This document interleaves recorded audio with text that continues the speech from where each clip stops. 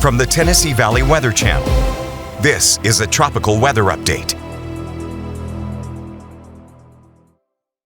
Fred Gossage here in the Tennessee Valley Weather Center on this Friday, July 25th, 2025, with your daily tropical weather update.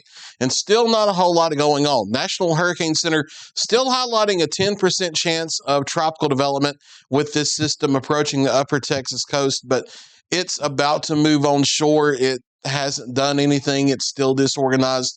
The window's closing, so we're not expecting this system to develop into a tropical depression.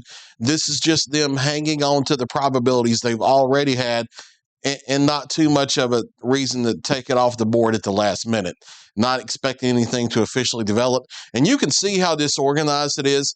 It's just a tropical wave here with periods of showers and thunderstorms that's moving into the Texas coast. There's still an onshore flow here off to the east of it with a rip current risk on the northern Gulf Coast and scattered showers and thunderstorms along the southeastern areas of the United States with the deeper tropical moisture on shore, but nothing developing here and not expected to develop. We do have a storminess blow up in the northwestern Caribbean, but there's still a ton of wind shear here, so not expecting that to develop.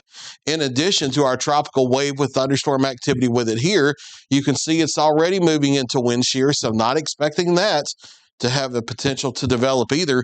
All that wind shear is hostile across a large part of the Atlantic basin. Elsewhere, into the eastern Atlantic and into the west coast of Africa, we do have some wave activity out here, not showing any signs of imminent development, but we are starting to see some model data hinting at maybe one of these systems coming off the coast, rolling westward in the Atlantic, and then out into the central Atlantic late next week or next weekend, maybe trying to develop into a short-lived tropical depression. There may be a window of opportunity there in the central Atlantic late next week or next weekend to get a short-lived tropical depression. But even the models that are doing that weaken whatever it does try to develop well before it ever gets close to the United States, because it will run into that wind shear and get shredded apart. So we may see a tropical depression on the board late next week or next weekend out in the Atlantic, but it doesn't look like it would be a threatening type system. It would be short-lived. We'll watch it carefully. We are headed closer to August, which is when climatologically we do start to ramp up. We'll see just how quickly we do see things ramp up, but it can't stay quiet forever. We certainly know that.